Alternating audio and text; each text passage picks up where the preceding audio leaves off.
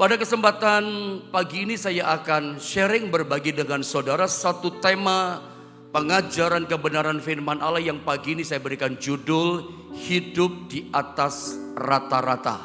Mari kita baca ayatnya. Tentu Anda meraba apa ini maksudnya hidup di atas rata-rata. Coba lihat ayat ini dulu. 2 Timotius pasal 3 ayat 1 sampai 5. Ayat yang sering saudara kita baca. Bahkan ayat ini pun menjadi bagian ayat yang sering saya ajarkan, saya sampaikan sama saudara. 2 Timotius pasal 3 1 sampai 5 kita baca bergantian saudara ya. Saya membaca ayat yang ke-1, saudara 2, 5-nya sama-sama ya. 2 Timotius pasal 3 ayat 1 begini kata firman Allah.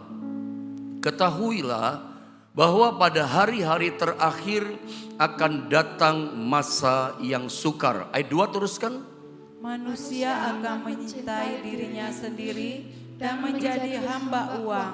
Mereka akan membuat dan menyombongkan diri.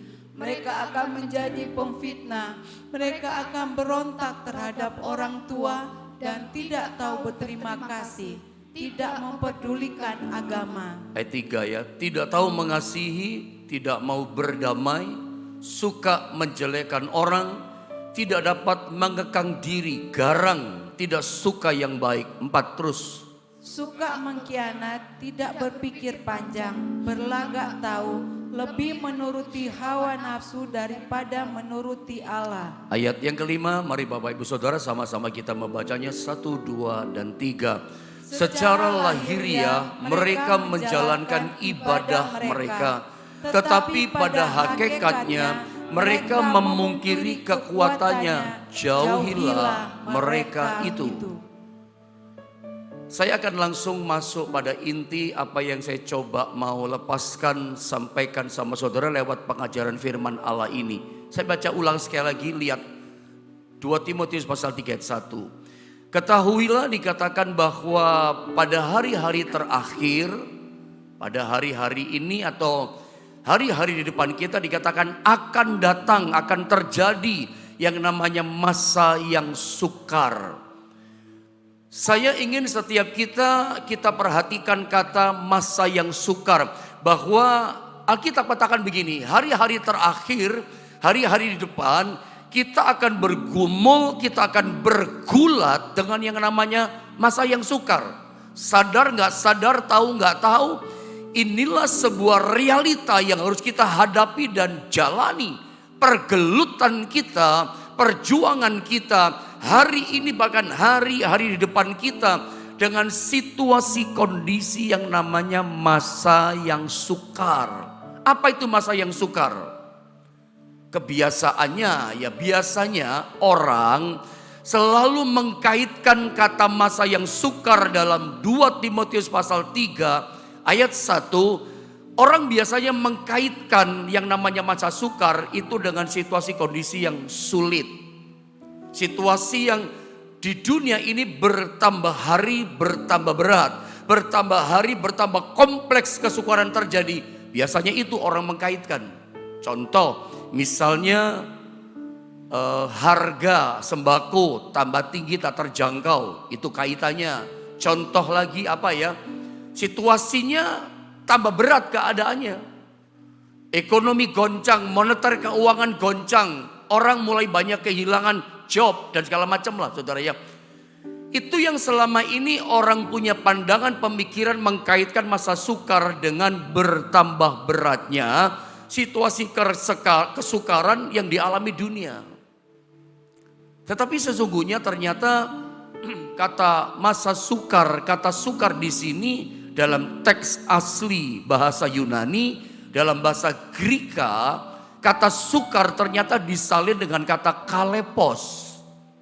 Kalepos ternyata tidak ada kaitannya dengan situasi berat yang menekan dunia.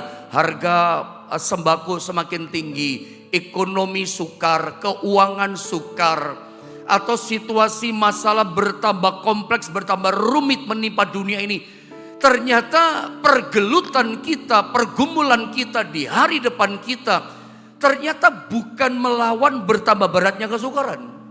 Pergelutan kita bahwa pada hari-hari terakhir akan datang yang namanya masa kalepos. Itu tidak ada hubungannya ternyata dengan kesulitan kondisi itu semua yang saya katakan barusan kepada saudara.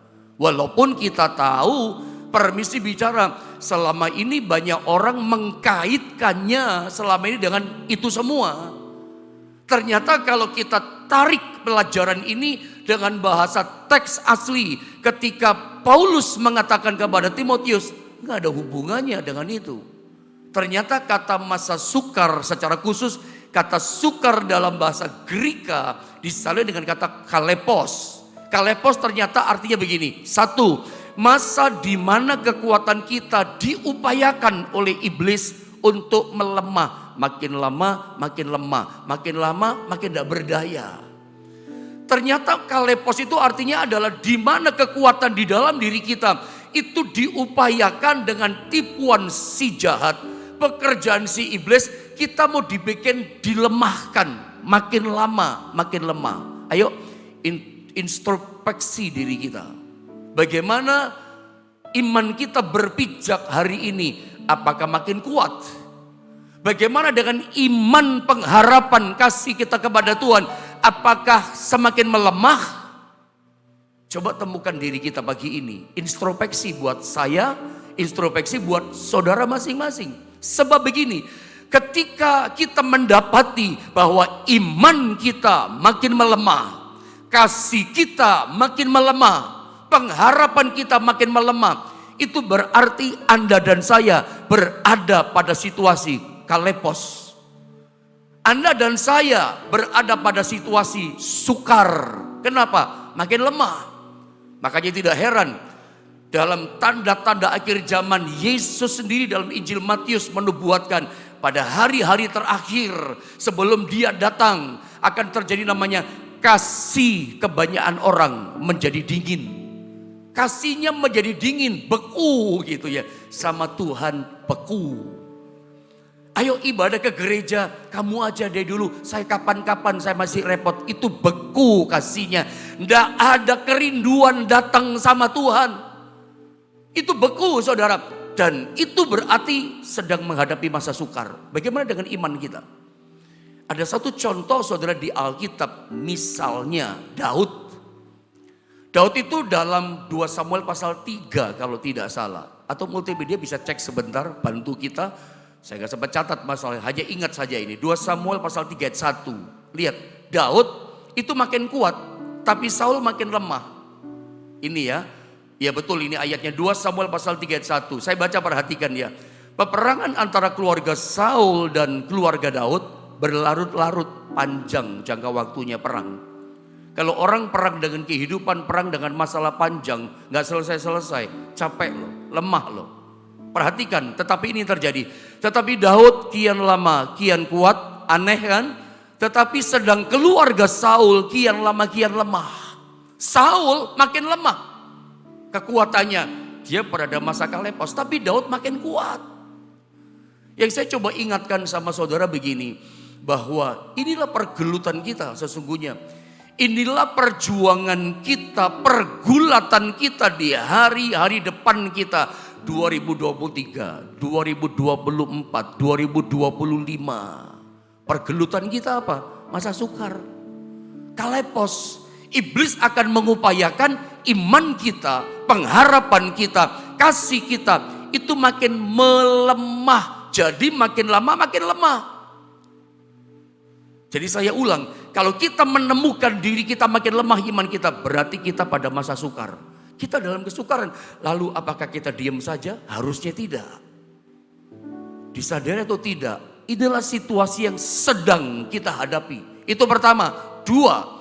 Kalepos yang kedua berarti masa di mana posisi kita akan bergeser.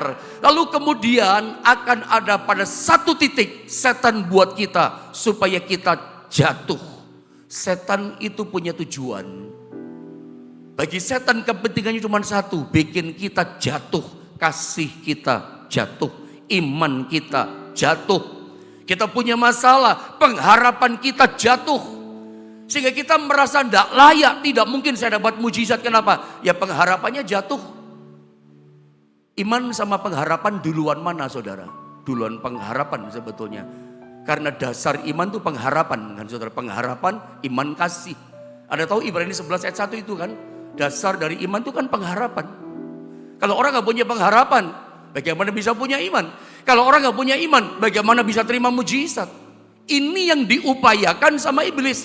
Tujuan pentingnya cuman ini ternyata. Supaya kita makin lama makin lemah. Lalu kemudian lama-lama bergeser kehidupan kita dari iman. Nah Tuhan adalah kayaknya sana lebih bisa tolong. Makin lemah, makin serong iman kita. Pengharapan makin serong, termasuk kasih kita. Sampai pada satu titik dalam bergesernya serong iman kita, kasih kita, jatuh kita ke bawah. Jangan-jangan dia bisa bangkit lagi. Daud itu pernah ngomong ya soal bergeser. Itu dalam Mazmur 139. Multimedia lagi-lagi minta tolong ini, saya cari ayatnya dulu. Mazmur 139 itu ayat 23, 24 ayat terakhir ya. Coba Anda lihat. Mazmur 139 ayat 23, 24. Perhatikan kata bergeser atau serong. Lihat ini. Saya kasih contoh saja. Selidikilah aku ya Allah. Dan kenalilah hatiku, kata Daud. Ujilah aku dan kenalilah pikiran-pikiranku. Lihat kalimat ini luar biasa keren. Lihatlah, Daud menyuruh Tuhan. Tuhan lihat hidupku gitu loh. Apakah jalanku serong, sudah bergeser jauh dari engkau? Dan tuntunlah aku di jalan yang kekal. Bagaimana caranya supaya kita jangan sampai masuk masa sukar? Minta tuntunan Tuhan. Jangan-jangan ini yang terjadi pada kita. Tanpa sadar kita berada pada masa yang sukar. Yang ditandai dengan cirinya apa? Makin melemah iman kita. Coba lihat diri kita. Makin kuat atau makin lemah iman kita.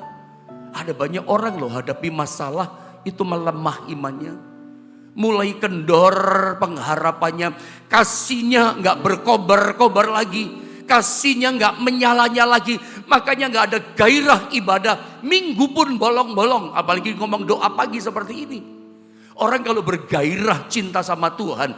Ibadah doa pagi jam 5. Setengah 5 dia udah bangun. Atau jangan-jangan ada yang jam 4 dia sudah bangun. Kenapa? Rindu bergairah. Sudah mengatur waktunya aku mau ketemu sama Tuhan. Jadi kalau kita sudah mulai tidak ada kerinduan, mulai gak ada gregetnya hati kita gairah ketemu sama Tuhan, itu namanya melemah. Nanti kalau iman pengharapan kasih kita sudah melemah, yang terjadi apa? Dua, kalepos begini, kalau udah melemah, makin lama makin bergeser kita. Kasih iman pengharapan bergeser, makin serong. Tahu serong itu makin jauh loh, gak ketemu titik temunya. Tidak akan pernah berjumpa dengan Tuhan. Tidak pernah. Kenapa? Makin geser nggak sadar. Satu garis panjang. Saudara. Kalau di langkah kedua ketiga mulai bergeser ke kiri. Geser serong terus. Makin jauh. Nggak sadar saudara ya. Nggak bangkit kembali kepada jalan yang benar. Makin bergeser dia makin jauh. Makin nggak ketemu titik temu dengan Tuhan. Makin tidak mengalami perjumpaan dengan Tuhan. Kenapa? Makin geser jauh. Serong itu bahaya loh. Makanya Daud berkata apa? Kenalilah hatiku. Tuhan, kenalilah pikiran-pikiranku. Lihatlah apakah jalanku serong. Supaya jangan kebacut keterusan gesernya. Hari ini bagaimana dengan kita? Coba lihat diri kita. Jangan sampai ternyata tanpa kita sadari kita yang dalam kondisi sukar masuk pada posisi di akhir zaman masuk kalepos. Sukar kalepos itu makin lama makin lemah. Sampai tanpa kita sadar geser satu detik blek kita jatuh. Tidak bisa bangun lagi. Terlalu jauh gesernya. Istilah saya dalam beberapa hari saya beri nama kandas tak berbekas. Bau harumnya Kristus tidak lagi dalam hidupnya. Tidak ada lagi. Dulu indah. Dulu jadi berkat, dulu perkataannya membimbing kita orang itu. Menginspirasi kita, buat kita jatuh cinta sama Tuhan. Hidupnya membuat kita dekat sama Tuhan. Tapi satu kali kita ketemu kandas tak berbekas. Tidak ada lagi harumnya Kristus. Bisa begitu? Bisa. Kenapa? Ngalami kalepos tapi nggak sadar. Periksa diri kita pagi ini. Bagaimana kondisi kita, kedudukannya. Tambah lama tambah kuat atau tambah melemah. Itu pekerjaan si jahat. Saya ingatkan, inilah pergulatan kita. Inilah perjuangan kita di hari-hari ini, bahkan di hari depan. Bergelut dengan si jahat, dengan upayanya melemahkan iman kita. Mungkin bisa dengan pergumulan. Mungkin kita doa tidak dijawab-jawab. Bisa lemah iman. Pokoknya lemah hari ini. Anda kalepos. Engkau dalam situasi sukar.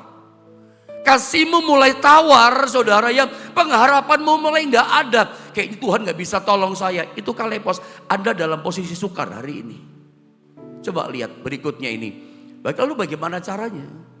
Lihat beberapa statement yang saya coba beri sama saudara. Ya kita harus jaga betul diri kita. Supaya kita tidak ditemukan ada pada masa yang sukar. Sadar duluan. Jangan geser, sudah lemah gak sadar. Kalau sudah lemah pasti bergeser serong, tambah jauh, tambah gak berkenan hidup kita. Sudah salah tambah gak sadar nanti. Jaga diri kita. Lalu pertanyaannya adalah apa yang harus kita lakukan? Yang harus kita lakukan begini jawabannya. Kita mesti mengakar dan menancap kuat di dalam kebenaran firman. Ya, sehingga ini yang terjadi. Tambah lama, tambah kuat. Tidak mengalami pergeseran. Jaga diri kita supaya tetap tertancap kuat dalam kebenaran firman. Menghidupi firman, taat pada firman. Dan itu membuat kita tambah lama, tambah kuat. Tidak mengalami keserongan, pergeseran pribadi, iman, kehidupan setiap kita. Menancap kuat. Jadi kita temukan momen kita seperti apa hari ini. Tambah lemah atau tambah kuat. Nancap. Saya suka pakai istilah. Bagaimana kita gak mudah dihancurkan oleh setan. Bagaimana supaya kita lewat berjaga tidak mengalami namanya masa sukar, masa kalepos secara rohani iman kita. Mengakar ke dalam, bertumbuh ke atas. Mengakar ke dalam, bertumbuh ke atas. Masih ingat contoh-contoh tentang hal itu yang saya beri sama saudara? Saudara lihat pohon bambu. Pohon bambu itu kan batangnya tinggi, kurus ke atas. Tapi tahukah saudara, pohon bambu itu salah satu pohon yang paling kuat menghadapi angin yang kencang. Angin topan, angin badai. Salah satu pohon yang paling kuat namanya pohon bambu. Nggak gampang patah gitu loh. Nggak akan bergeser kalau patah, jatuh. Satu titik, enggak. Kenapa? Bahkan ditiup angin makin kencang, makin meliuk-liuk dia. Makin kencang angin, makin bersiul dia. Daunnya mengeluarkan suara itu. Nying, makin indah. Hadapi badai, hadapi masalah, bisa bersiul, bisa bernyanyi, bisa bersyukur. Secara rohani kehidupan kita harusnya seperti bambu. Dihantam badai topan, malah keluarkan ucapan syukur pujian bagi Tuhan. Bagaimana? Mengakar ke dalam, bertumbuh ke atas. Tahu bagaimana cara bambu bertumbuh ke atas? Bambu itu unik, aneh bin ajaib juga menurut saya tumbuhan yang satu ini. Sebelum bambu bertumbuh bertunas ke atas, ternyata bertumbuhnya ke bawah dulu. Akarnya dulu yang tumbuhnya ke bawah, ke dalam. Terus ke dalam, ke dalam, ke dalam, akarnya sampai merasa cukup truk kena mata air. Akarnya begitu berhenti dia, itu butuh waktu 3 katanya sampai 5 tahun. Saya searching di Google. Bambu itu bertumbuh ke bawah saja, bertumbuh ke dalam ke bawah itu butuh waktu 3 sampai 5 tahun. Kalikan 365 hari. Ke bawah terus ke bawah. Tidak kelihatan pertumbuhannya. Orang tidak lihat. Tapi terus dia bertumbuh ke bawah. Dan nanti kalau sudah cukup kena mata air. Baru dia bertumbuh ke atas. Jadi setiap kali kita lihat pohon bambu. Dia kelihatan ke atas. Berarti sudah 3 sampai 5 tahun dia sudah bertumbuh ke bawah. Bertumbuh ke bawah. Ya ke dalam. Lalu bertumbuh ke atas. Banyak orang yang maunya mana? Tumbuh ke atas yang kelihatan. Woi indah ya. Woi diurapi Tuhan ya. Woi dipakai Tuhan ya. Kok dia dipakai Tuhan luar biasa sih. Seringkali kita itu mau yang nampak, yang kelihatan. Kalau rumah megahnya, indah ya rumahnya. Tapi ada nggak pernah lihat fondasinya kan? Fondasinya yang menentukan dia rumah itu megah. Tapi maunya kita kan megahnya. Wih, dia sukses ya kerjaannya, dia kaya ya. Yang kita lihat kok kesuksesannya, yang nampak yang kita mau. Semua yang nampak itu harus dimulai dengan kedalaman. Makanya saya suka bilang gini, kejar kedalaman bukan kejar penampakan. Kata ini sederhana tapi penting. Ini kata bentuk kita berjaga-jaga supaya kita jangan masuk pada situasi masa sukar kalepos. Jangan kejar penampakan, kejar kedalaman, bertumbuh ke bawah lalu sampai kita ngalami bertumbuh ke atas. Kejar kedalaman, jangan penampakan. Gak bisa, kita maunya kan, woi langsung terima mujizat, sakit sembuh, kedalaman dulu cari. Mengakar dulu ke dalam firman, sumbernya Tuhan kekuatan kita. Makanya saya kasih contoh, tadi bambu, contoh realitanya, hidupnya Daud, lagi-lagi saya bagi kasih contoh. Lihat Mazmur 18 ayat 1 sampai 2. Saya baca ayat ini dengan cepat. Tuhan jadi sumber kekuatan kita, jadi sumber kekuatan Daud dalam ayat ini. Saya baca ya. Mazmur 18 ayat 1 sampai 2. Untuk pemimpin biduan dari hamba Tuhan, yakni Daud jelas, yang menyampaikan perkataan nyanyian ini kepada Tuhan. Pada waktu Tuhan telah melepaskan dia, perhatikan, dari cengkeraman semua musuhnya. Dan dari tangan Saul. Lihat ayat 2 dikatakan begini. Ia berkata, aku mengasihi engkau, kata Daud, ya Tuhan kekuatanku. Lihat hidupnya Daud dalam realita yang dihadapi sehari-hari. Dari ayat ini jelas dia belum jadi raja ya. Dicengkeram sama musuhnya namanya Saul. Dikejar terus. Tapi aneh, bukan makin lemah. 2 Samuel 3 ayat 1. Tapi makin kuat kehidupan Daud. Kok bisa? Saul yang berperang lama kejar Daud. Dia yang punya power, punya prajurit. Alkitab tulis untuk kita menginformasikan begini. Saul makin hari makin lemah. Nanti kemudian apa? Dia mati bunuh diri. Ya, dia mati bunuh diri. Dia ambil pedang, dia tusuk dirinya. Mati. Kayak orang Jepang, harakiri. Kenapa? Pengharapannya lemah. Kasihnya lemah. Imannya lemah. Dia pikir udah makin lemah gak ada pengharapan. Tapi Daud makin kuat. Nanti Saul itu diketemukan sudah membusuk tubuhnya, nancep di tembok. Ironis, seorang hebat, seorang yang awalnya diurapi Tuhan, ya kan? Seorang raja, orang yang mulia jabatan kedudukannya.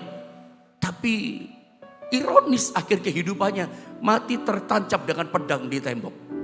Busuk baru ketahuan nanti. Daud sampai nangis melihat hambanya yang satu ini. Daud tetap kuat, terjaga. Kenapa dia berkata? Dia berkata begini, aku mengasihi engkau, tetap bergelora sekalipun hadapi masalah. Ya Tuhan, kekuatanku. Pengharapan iman kasihnya Daud hanya kepada Tuhan. Dia jadikan Tuhan sebagai sumber kekuatannya. Mari pagi ini berjaga seperti ini. Mengakarlah ke dalam, bukan penampakan yang kita kejar. Penampakan itu mengikuti. Kekuatan datang dengan sendirinya. Kemenangan itu bicara penampakan. Mujizat bicara penampakan. Mujizat kan kelihatan. Berkat yang kita terima dari Tuhan nampak. Uangnya ada, jobnya ada, di atas kertas ada. Kesembuhannya, oh sekarang sehat, nampak. Jangan dikejar penampakannya. Kejar kedalamannya yang tidak kelihatan. Mengakar dalam firman, mengakar pada sumber kekuatan kita, itulah Tuhan. Saya mencoba menyampaikan sesuatu yang esensi penting pada saudara. Rahasia firman yang diungkapkan pada kita, inilah sumber kekuatan kita. Bagaimana supaya kita tidak mengalami tahun-tahun di depan kita mengalami kalepos. Tidak ada seorang pun di antara kita dalam kondisi masa sukar. Dalam arti gini, makin melemah iman kita, pengharapan kasih kita. Lama-lama terjadi bergeser nggak sadar. Udah menyimpang iman kita nggak sadar. Karena memang kekuatannya bukan Tuhan lagi. Daud itu contoh yang baik buat kita. Nah, bagaimana sih kita tahu bahwa kekuatan kita itu melemah? Lihat ini. Bagaimana kita tahu bahwa kekuatan dalam diri kita itu telah melemah, menjadi makin lama makin lemah. Ciri-cirinya ada dalam 2 Timotius pasal 3 ayat 2 sampai 5. Ciri-cirinya saya baca saja ya. Saya baca nanti kalau sempat saya terangkan. Ciri-cirinya begini, orang melemah. Jawabannya masih dalam 2 Timotius pasal 3 ayat 2 sampai 5. Tadi kan ayat 1 kan, akhir zaman, hari-hari akhir akan terjadi kalepos. Hilang lemah kekuatan, bergeser, jatuh kemudian. Ciri-cirinya bagaimana melemah? Lihat, manusia ayat yang kedua akan mencintai dirinya sendiri, selfish. Orang mulai cinta dirinya sehingga orientasi hidupnya bukan Tuhan tapi dirinya. Cinta diri, sayang diri. Juga bukan kepada sesamanya, pokoknya dirinya. Cinta diri, egoisme. Ciri orang egois itu orang yang lemah imannya. Orang sayang diri, ya hadapi masalah, takut, itu sayang diri itu. Itu orientasi hidupnya bukan pada Tuhan tuh. Itu tanda melemah imannya. Dia nggak sadar. Bukan Tuhan sumber kekuatannya, selalu dirinya orientasi. Ciri pertama dari orang yang melemah, masuk masa kalepos itu manusia cinta sama dirinya, selfish. Lalu kemudian apa? Dan menjadi hamba uang. Terus saya baca saja ya. Mereka akan membual bohong, cintanya besar-besar, tinggi-tinggi, kenyataannya tidak. Dan menyombongkan diri, sombong banget dia, ya kan? Mereka akan menjadi pemfitnah, fitnah sana, fitnah sini. Mereka akan berontak terhadap orang tua. Tidak ada sikap hormat sama orang tua, tidak peduli sama orang tua. Kalau ada di antara saudara, ada seperti ini, ada berada pada masa sukar loh. Ada sedang berorientasi bukan pada Tuhan, tapi diri sendiri. Jadi pemberontak sama orang tua. Tidak hormat, tidak cinta pada orang tua. Itu kalepos loh. Terus apa lagi? Dan tidak tahu berterima kasih. Tidak mempedulikan agama. Tidak peduli kebaktian ibadah. Tidak Tuhan-Tuhanan gitu kira-kira. 3, tidak tahu mengasihi. Ya, tidak mau berdamai. Maunya musuhan terus, perang terus saudara ya. Tidak kejar kedamaian. Suka menjelekan orang. Fitnah gosip. Tidak dapat mengekang diri, tidak bisa menguasai diri, garang. Tidak suka yang baik, yang jahat senangannya dosa yang dia suka. Suka mengkhianat, apalagi tidak berpikir panjang. Ya, berlagak tahu, sok tahu. Lebih menuruti hawa nafsu daripada menuruti Allah. Ya jelas, bukan mengakar pada kekuatan Allah. Lebih menuruti hawa nafsu dagingnya. Ini ciri-ciri orang yang udah bergeser. Lemah sampai bergeser. Terus secara lahiriah, nah ini mereka menjalankan ibadah. Masih ada di gedung gereja mereka. Tetapi pada hakikatnya jati dirinya mereka memungkiri kekuatannya. Jauhilah mereka itu. Ini yang terjadi saudara ya. Ciri-ciri tanda-tanda orang yang melemah dan makin bergeser. Makanya penting kita seperti Mazmur 18 ayat 1 dan 2 tadi. Next, kalau kita lihat Daud di ayat Mazmur 18 ayat yang kedua, 1 dan 2. Terutama dikatakan, ia berkata aku mengasihi engkau ya Tuhan, ayat 2, kekuatanku. Kemarin saya jelaskan kata Tuhan dalam bahasa Ibrani itu Yahweh, Jehovah atau Yahweh. Saya suka artikan, artinya adalah the existing one. Artinya adalah Allah yang eksis, Allah yang ada. Untuk apa keberadaan Allah? Menyertai kita, kasih kekuatan sama kita. Makanya pastikan pagi ini kita bukan pada masa kalepos. Cirinya bagaimana? Ya kita rasakan Tuhan ada sama kita. Dia selalu eksis dalam kesulitan kita. Dia ada. Orang itu kalau yang dikejar kedalaman, mengakar kuat iman pengharapan kasih pada Tuhan. Dia akan yakin Tuhan ada bersama dengan aku. Tuhan selalu eksis di dalam hidup saudara. Dalam sukar, dalam senang. Dia selalu ada. Tidak pernah tinggalkan kita. Selalu ada. Makanya saya coba kaitkan kembali dengan sedikit waktu yang masih ada. Saya coba kaitkan dengan ciri-ciri tadi ya. Terutama ayat yang kedua. Manusia akan cinta dirinya sendiri dan menjadi hamba uang. Itu ciri yang paling kuat loh. Tanda-tanda orang berada pada masa kalepos, jadi hamba uang. Waktunya untuk Tuhan, dia buang waktu untuk Tuhan, dia tinggalkan waktu untuk Tuhan. Untuk apa? Untuk waktu menjadi cari uang. Semua orang butuh uang. Tapi kalau orang sampai diperbudak, dikuasai, dikendalikan sama uang, jadi hambanya uang, waktu untuk Tuhan diganti waktu untuk cari uang, bekerja cari uang, itu tanda mulai melemah pengharapannya, imannya. Makanya penting saudara ya, bagaimana keberadaan Tuhan dalam hidup kita itu selalu ada. Itu yang membuat kita makin lama makin kuat. Tidak akan mengalami pergeseran. Recheck diri kita. Tuhan jagai aku, lihatlah apakah jalanku serong. Berarti ini terikat terus pada sumber kekuatan. Daud mengatakan, engkau itu YHWH-ku. Engkau itu the existing one dalam hidupku, selalu ada. Dalam sukar hari ini percaya, Tuhan tetap eksis ada. Mungkin omset Anda turun. Mungkin Anda sedang sakit di tubuh ini. Percaya tidak, dia eksis. Kalau yang kita kejar adalah Tuhan yang tidak kelihatan. Kejar kedalaman, mengakar kepada firman. Terus mengakar pada pribadi Tuhan. Orientasinya bukan uang, bukan diri kita. Tapi Tuhan yang kita kejar. Yang tidak nampak itu kedalaman kita kejar. Oh, saya yakin Anda makin lama makin kuat. Tetap eksis. Saya kunci dengan ayat yang terakhir, next. Saya kunci dengan ayat ini. Ulangan 28 ayat 13. Perhatikan ayat ini. Tuhan akan mengangkat engkau menjadi kepala dan bukan ekor. Terus engkau akan tetap naik. Minggu kemarin saya terangkan. Dan bukan turun apabila engkau mendengarkan, perhatikan, perintah Tuhan Allahmu yang kusampaikan pada hari ini. Kau lakukan dengan setia. Ayat ini kesukaan orang Kristen. Apalagi jadi kepala bukan ekor. Kita suka declare dalam doa. Pakai ayat ini. Aku percaya Tuhan. Aku bukan turun tapi akan tetap naik. Tetap naik dan bukan turun. Akan jadi kepala bukan jadi ekor. Kita suka declare dalam doa. Ingatkan Tuhan dengan doa kita lewat ayat ini. Boleh-boleh saja. Ayat ini bagus. Ayat ini disenangi, dikejar, disukai banyak orang Kristen. Jadi ayat emas banyak anak Tuhan termasuk hamba Tuhan. Tapi menarik, engkau akan tetap naik dan bukan turun. Ini janji Tuhan loh. Masa sukar akan terjadi masa kalepos. Orang makin banyak lemah. Makin lemah nanti lama-lama bergeser satu titik, bus jatuh dia dari Tuhan. Jatuh hidupnya hancur. Kalau gesernya jauh, dia gak bisa ketemu lagi sama Tuhan. Itu yang terjadi, pergulatan kita ngeri sebetulnya. Tapi ayat ini menjanjikan, engkau akan tetap naik dan tidak turun. Makin kuat, bukan makin lemah.